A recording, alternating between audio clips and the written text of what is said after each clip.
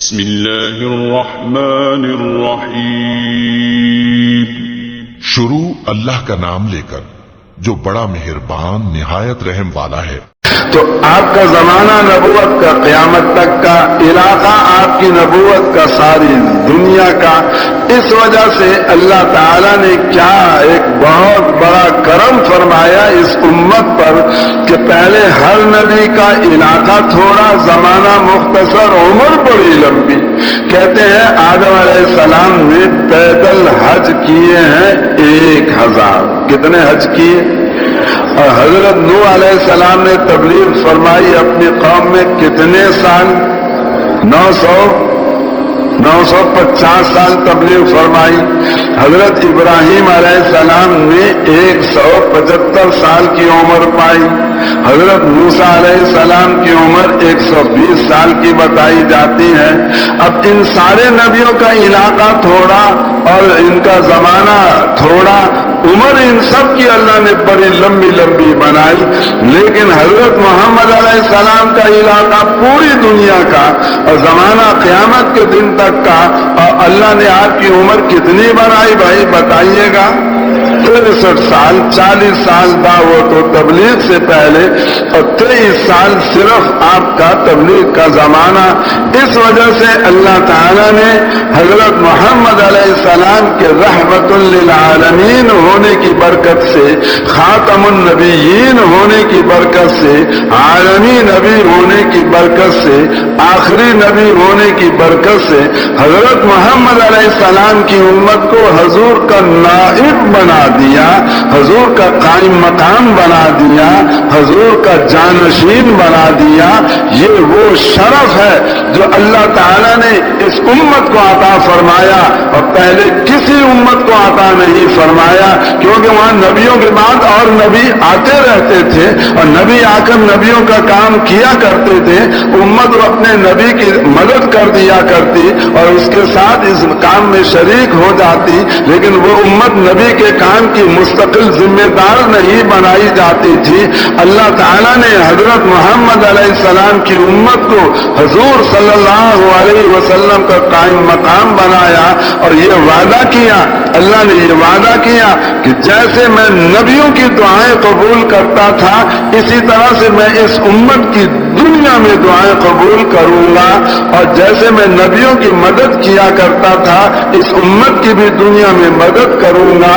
اور کل قیامت کے دن کیا ہوگا کہ اور امتوں کو نور دوسری قسم کا ملے گا اور تمام انبیاء علیہ السلام کو نور اور قسم کا ملے گا، نبیوں کا نور اور قسم کا، امتوں کا نور اور قسم کا۔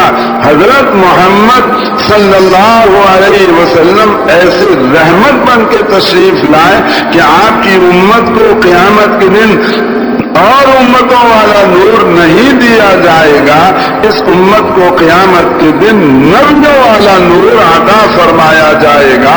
یہ اللہ نے اتنا بڑا کرم فرمایا، اتنا بڑا شرف عطا فرمایا جس کا ہم اندازہ نہیں کر سکتے۔ ہماری انسانوں کی زبان میں بڑے سے بڑا لفظ کیا ہوگا بھائی؟ کراچی کا یہاں کا کمشنر بن جائے آدمی، اس سے بڑا کیا ہوگا؟ سندھ کا گورنر بن جائے، اس سے بڑا کیا ہوگا؟ پاکستان کا بادشاہ بن جائے، اس سے بڑا لفظ کیا ہوگا کہ بین الاقوامی شخصیت بن جائے۔ اب ہر لفظ کا ایک دائرہ ہے، کمشنر صرف کراچی پر اثر انداز ہے، آگے اس کا اثر نہیں، اور سندھ کا گورنر سارے سندھ پر اثر انداز ہے، اور پاکستان کا بادشاہ پورے پاکستان پہ اثر انداز ہے۔ جو بین الاقوامی شخصیت بنے وہ پوری دنیا کے اوپر اثر انداز ہے۔ حضرت محمد صلی اللہ علیہ وسلم کے لیے جو لفظ بولا گیا وہ رحمت للعالمین کا لفظ بولا گیا، جو آپ کے علاوہ اس دنیا میں کسی انسان کے لیے نہیں بولا جا سکتا۔ اللہ نے اپنا تعارف کرایا، الحمدللہ رب العالمین، اللہ رب العالمین، تمام جہانوں کا رب، اور حضرت محمد علیہ السلام تمام جہانوں کے لیے رحمت، اور آپ کا لایا ہوا قرآن تمام جہانوں کے لیے نصیحت۔ تو اللہ تعالیٰ نے حضرت محمد علیہ السلام کو تمام جہانوں کے لیے رحمت بنایا۔ ایک جہاں جہان انسانوں کا، ایک جہان حیوانات کا، ایک جہان نباتات کا، ایک جہان جمادات کا، اور اس زمین پر اور آسمانوں پر بھی بڑے جہان ہیں اللہ تعالیٰ کے اپنے، عالم لاہوت اور عالم ناسوت اور بہت سارے عالم آسمان پہ بتائے جاتے ہیں. ان تمام جہانوں کے لیے حضرت محمد علیہ السلام رحمت بن کے تشریف لائے. چنانچہ روایت میں یہ آتا ہے کہ حضرت محمد علیہ السلام کے ہاتھ میں کنکریاں تھیں، آپ نے مٹھی کو بند کیا تو ان کنکریوں میں سے آواز آنے لگی سبحان اللہ والحمد للہ ولا الہ الا اللہ واللہ اکبر، اور صحابہ نے ان کی تسبیحات کو سنا.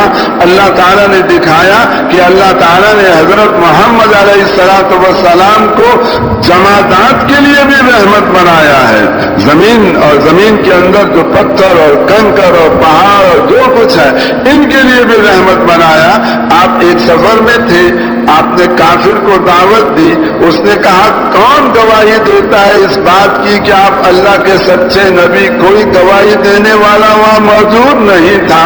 حضور نے کیا کیا، وادی کے کنارے پر ایک درخت کھڑا تھا، اس درخت کو آواز دی کہ اے درخت ادھر سے چل میرے پاس آ.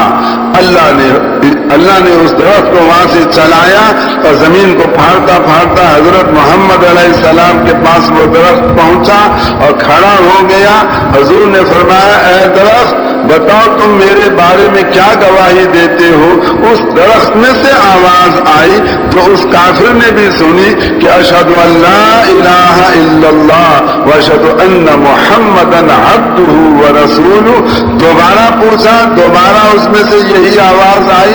تیسری مرتبہ پوچھا تو تیسری مرتبہ بھی اسی میں سے یہی آواز آئی. اس کے بعد آپ نے فرمایا اے درخت اپنی جگہ پہ واپس چلو، تو وہ چلنا شروع ہوا اور جا کر اپنی جگہ پہ کھڑا ہو گیا. اللہ نے کیا دکھایا کہ اللہ تعالیٰ نے حضرت محمد صلی اللہ علیہ وسلم کو درختوں کے لیے، نباتات کے لیے بھی رحمت بنا کر بھیجا ہے. اللہ نے آپ کو جانوروں کے لیے بھی رحمت بنایا. ایک صحابی فرماتے ہیں میں نے عجیب منظر مینا کے میدان میں دیکھا. 100 اونٹ کھڑے تھے اور 5-6 اونٹ ذرا دور کھڑے تھے. اتنے میں حضرت محمد صلی اللہ علیہ وسلم تشریف لائے. آپ کے ہاتھ میں چھری تھی، آپ ان اونٹوں کو اللہ کے نام پر ذبح کرنا چاہتے تھے. فرماتے میں دیکھ کے حیران ہو گیا، وہ 5-6 اونٹ جو دور کھڑے تھے وہ دوڑ کر حضور صلی اللہ علیہ وسلم کے پاس پہنچے اور اپنی گردنیں آپ کے سامنے جھکا دی اور کس شوق میں آئے کہ آج محمد علیہ السلام کے ہاتھ سے ذبح ہونے کی سعادت مل رہی ہے کہ ایسا نہ ہو میں پیچھے رہ جاؤں، اس سعادت سے محروم رہ جاؤں. ہم بکری کو ذبح کرتے ہیں تو ہم سے رسی چھڑا کے بھاگتی ہے، اور گائے کو ذبح کرتے ہیں تو وہ بھی ہمارے ہاتھ سے نکلتی ہے. حضرت محمد علیہ السلام ذبح فرماتے ہیں تو وہ اونٹ اپنی گردن آپ کے سامنے پیش کر دیتے ہیں. یہ اللہ نے کیا دکھایا کہ حضرت محمد علیہ السلام کو اللہ تعالیٰ نے جانوروں کے لیے بھی رحمت بنایا.